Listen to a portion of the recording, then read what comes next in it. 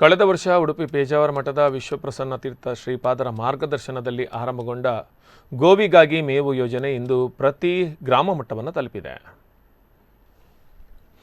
ಕಳೆದ ವರ್ಷ ನಾನಾ ಭಾಗದ 300 ಸಂಘಟನೆಗಳು ಈ ಅಭಿಯಾನದಲ್ಲಿ ಭಾಗವಹಿಸಿದ್ದವು.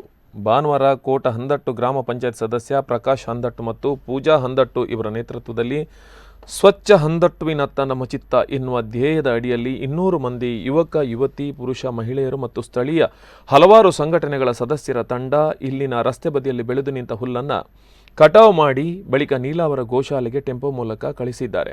ಈ ಸಂದರ್ಭ ಗೋವಿಗಾಗಿ ಮೇವು ಸ್ಥಾಪಕ ಸಂಚಾಲಕ ಪೃಥ್ವಿರಾಜ್ ಶೆಟ್ಟಿ ಬಿಲ್ಲಾಡಿ ಮಾತನಾಡಿ, ಕೋಟ ಶಿವರಾಮ ಕಾರಂತರಂತಹ ವಿಶ್ವಶ್ರೇಷ್ಠ ಸಾಹಿತಿಗಳನ್ನು ಮತ್ತು ಕೋಟ ಶ್ರೀನಿವಾಸ ಪೂಜಾರಿಯಂತಹ ನಾಯಕರನ್ನ ದೇಶಕ್ಕೆ ಕೊಟ್ಟ ಕೋಟದ ಪುಣ್ಯಭೂಮಿಯಲ್ಲಿ ಪ್ರಧಾನಿ ನರೇಂದ್ರ ಮೋದಿಯವರ ಸ್ವಚ್ಛ ಭಾರತದ ಪರಿಕಲ್ಪನೆಯೊಂದಿಗೆ ಗೋಮಾತೆಯ ಸೇವೆ ಮಾಡಿರುವ ಯುವ ಸಂಘಟನೆಗಳ ಕಾರ್ಯ ರಾಜ್ಯಕ್ಕೆ ಮಾದರಿ.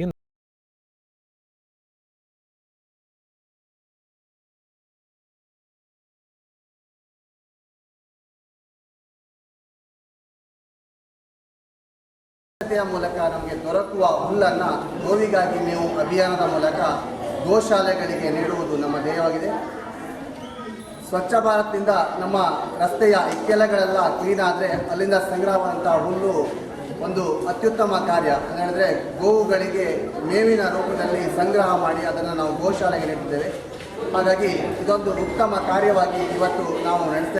ನಮ್ಮ ಸಹೋದರ ಸಹೋದರಿಯರು ಕೂಡ ನಮ್ಮೊಂದಿಗೆ ಈ ರೀತಿ ಪ್ರೋತ್ಸಾಹ ನೀಡುತ್ತಿರುವುದು ನಮಗೆ ಒಂದು ಹೆಮ್ಮೆಯ ವಿಷಯವಾಗಿದೆ.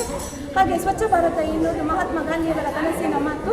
ಅದಕ್ಕೆ ನಮ್ಮ ಪ್ರಧಾನ ಮಂತ್ರಿಗಳಾದ ಶ್ರೀಯುತ ನರೇಂದ್ರ ಮೋದಿಜಿಯವರು 2014 ಅಕ್ಟೋಬರ್ 2ರಲ್ಲಿ ಇದಕ್ಕೆ ಚಾಲನೆಯನ್ನು ನೀಡಿರುತ್ತಾರೆ. ಹಾಗೆ ಇವತ್ತು ನಮ್ಮ ಸಂಘ